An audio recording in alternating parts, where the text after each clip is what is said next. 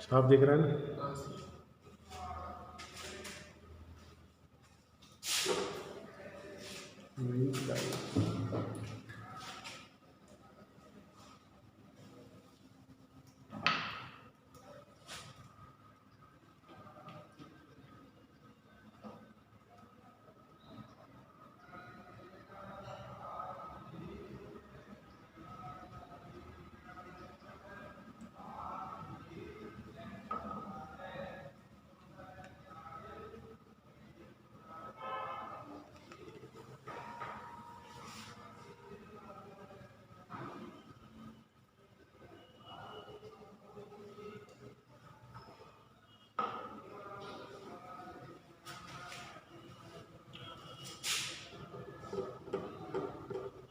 Good morning students.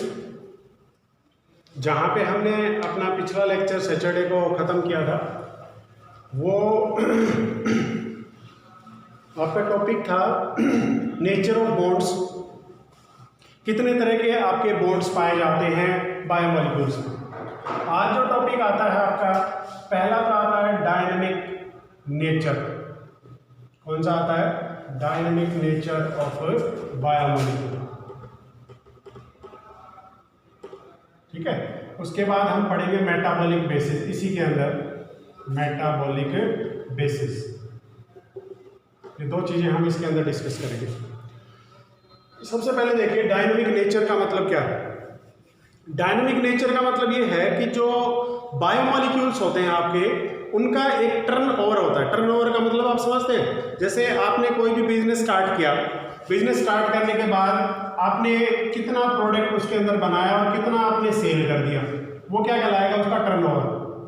क्या कहलाएगा? उसका टर्नओवर। ठीक है। आपने मान लीजिए 1 करोड़ की सेल कर दी तो आपका टर्नओवर कितना हो गया? 1 करोड़ हो गया।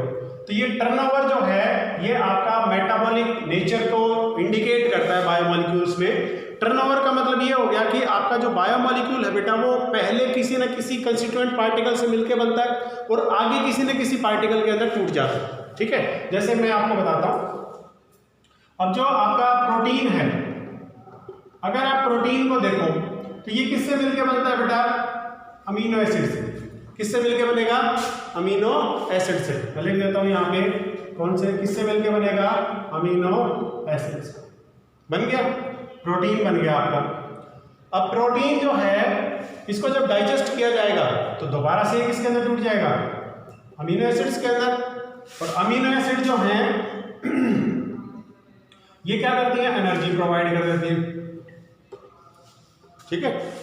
अब ये देखिए, इससे बना ये, इससे बना ये और इससे टूटा ये, तो यहां पे तो क्या हुआ?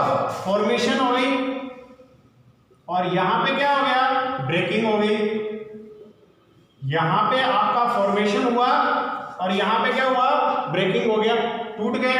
तो ये जो बनना और टूटना लगातार जो प्रोसेस चलता रहता है, जिसमें आपका कोई भी बायोमॉलिक्यूल किसी न किसी कंस्टिट्यूएंट पार्टिकल से बनता है और आगे चल के किसी न किसी कंस्टिट्यूएंट पार्टिकल में टूट जाता है। हो सकता है कि वो दोनों पार्टिकल सेम हो, जैसे इसके अंदर है भाई, प्रोटीन बनता है अमीनो एसिड के अंदर और टूटता भी किसके अंदर है? अमीनो एसिड्स में। तो हो सकता है कि ये कंस्टिट्यूएंट पार्टिकल सेम हो, लेकिन ये भी हो सकता है कि वो डिफरेंट हो। तो ये जो लगातार टूटना और बनना होता है, ये किस वजह से होता है? केमिकल बॉन्ड के टूटने और बनने के कारण। और इसी को हम क्या कहते हैं? डायनामिक नेचर, जिसमें कंटिन्यूअसली कुछ ना कुछ होता रहे, कोई स्टेबिलिटी ना आए, स्थायित्व ना आए। जैसे अभी आपके स्कूल बंद है तो स्कूल में क्या आ गया? स्थायित्व आ गया, आपकी पढ़ाई में स्थायित्व आ गया। उसको तोड़ने के लिए हमने क्या किया? ये ऑनलाइन क्लासेस स्टार्ट की, ताकि आपके जो शिक्षक है उसके अंदर स्थायित्व ना आए। आप लगातार आगे बढ़ते रहे, आप लगातार पढ़ते रहे, नई चीज़ों के बारे में जानते रहे, अपना सिलेबस आप कवर करते रहे, तो आप भी क्या हो गए? डायनामिक हो गए।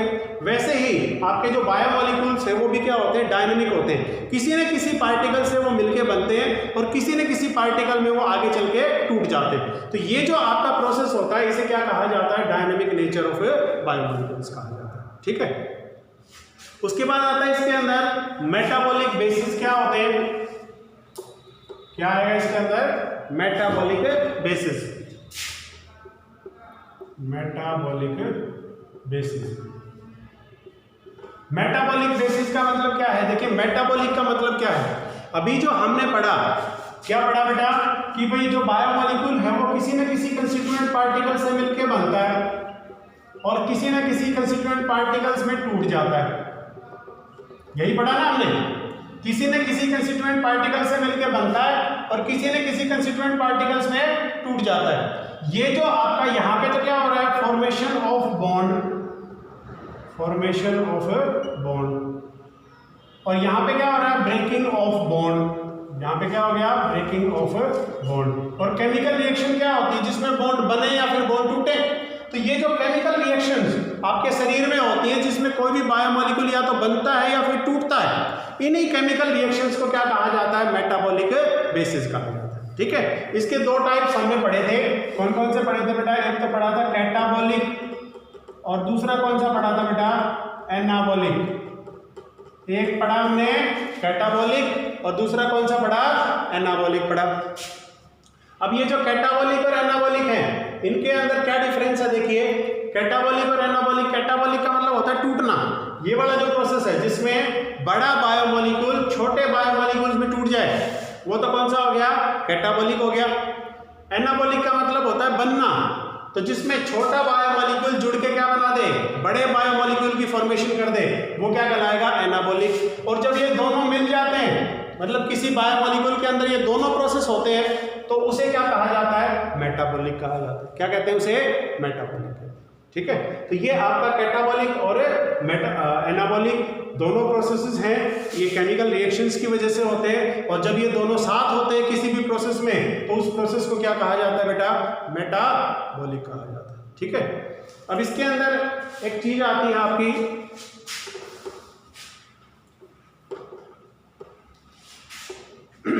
वो है steady state of biomolecule. Steady state of biomolecule कौन सी है, स्टडी स्टेट ऑफ बायोमोलिक्यूल। अब ये स्टडी स्टेट होती क्या है, आप केमिस्ट्री के अंदर 10th में भी आपने पढ़ा होगा, इक्विलिब्रियम नाम का एक वर्ड आता है। पता है क्या होता है equilibrium, what is equilibrium? Equilibrium का मतलब होता है जब आपका फॉरवर्ड रिएक्शन और बैकवर्ड रिएक्शन दोनों की कंसंट्रेशन सेम हो जाए, तो उस कंडीशन को क्या कहा जाता है, इक्विलिब्रियम। और फिजिक्स का एक नियम है, वो नियम क्या कहता है कि जब आपका कोई भी सिस्टम इक्विलिब्रियम में जाता है तो वो कोई काम नहीं करता, वर्क नहीं करता हो। ठीक है, लेकिन आपके लिविंग ऑर्गेनिजम्स को अपने आप को लिविंग रखने के लिए क्या करना पड़ता है, लगातार अपने आप को बदलना पड़ता है। अगर वो इक्विलिब्रियम स्टेट में आ गए तो उनकी क्या हो जाएगी, मृत्यु हो जाएगी। अपने आप को बचाए रखने के लिए लिविंग ऑर्गेनिजम्स क्या करते हैं, लगातार आपके इक्विलिब्रियम से लड़ाई करते रहते हैं। इक्विलिब्रियम जो स्टडी स्टेट है वो ना आ सके, उसके अंदर कुछ ना कुछ नया ऐड करते रहते हैं, और उसी चीज को हम यहाँ पे समझेंगे स्टडी स्टेट ऑफ बायोमोलिक्यूल के अंदर। तो देखिए, जो नॉन लिविंग थिंग्स हैं, उन नॉन लिविंग थिंग्स के अंदर तो ऐसा संभव है कि वो क्या कर ले, इक्विलिब्रियम जो स्टेट है उसको अटेन कर ले। केमिकल रिएक्शन में आप पढ़ते हो कि भाई इक्विलिब्रियम अटेन कर ली, जैसे N2 प्लस में H2, ये आपकी क्या करती है, इक्विलिब्रियम स्टेट आ जाती है यहाँ पे NH3। तो यहाँ पे हम क्या करें, इसको 2 से मल्टीप्लाई कर दें, इसको 3 से मल्टीप्लाई कर दें, ये आपका बैलेंस भी हो गया और ये किसमें आ गया, इक्विलिब्रियम स्टेट में आ गया।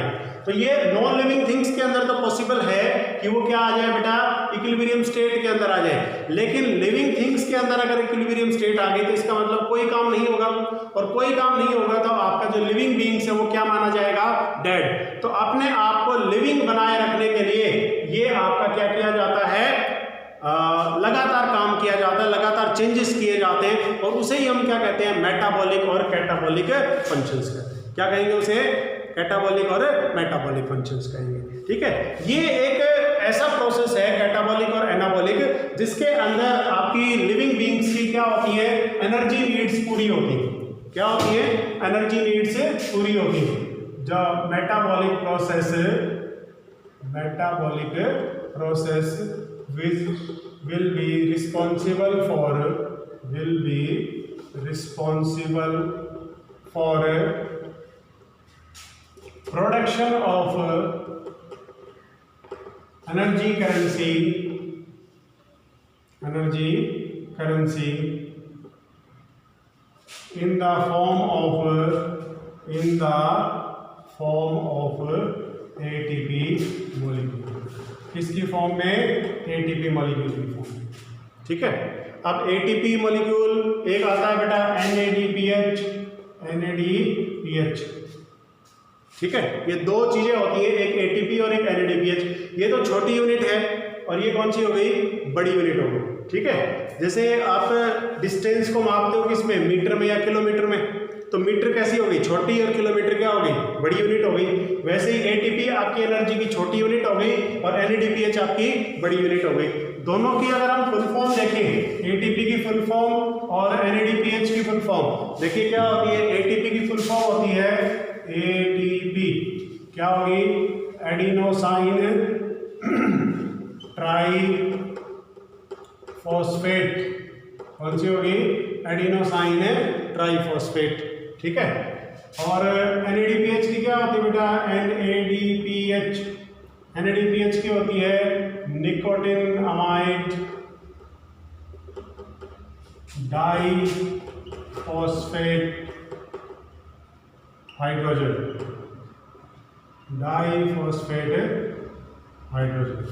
Nicotine amide diphosphate hydrogen. एक ATP मॉलिक्यूल जब टूटता है तो कितनी एनर्जी लिबरेट होती है बेटा? 36.9 किलो जूल एनर्जी लिबरेट होगी। कितनी होगी? 36.9 किलो जूल एनर्जी क्या होगी? लिबरेट होगी। ठीक है, अब एक ATP मॉलिक्यूल से है और एक NADPH के अंदर बहुत सारे ATP मॉलिक्यूल्स होते हैं। तो इसका मतलब क्या है कि जब NADPH मॉलिक्यूल टूटेगा तो पहले किस में टूटेगा बेटा?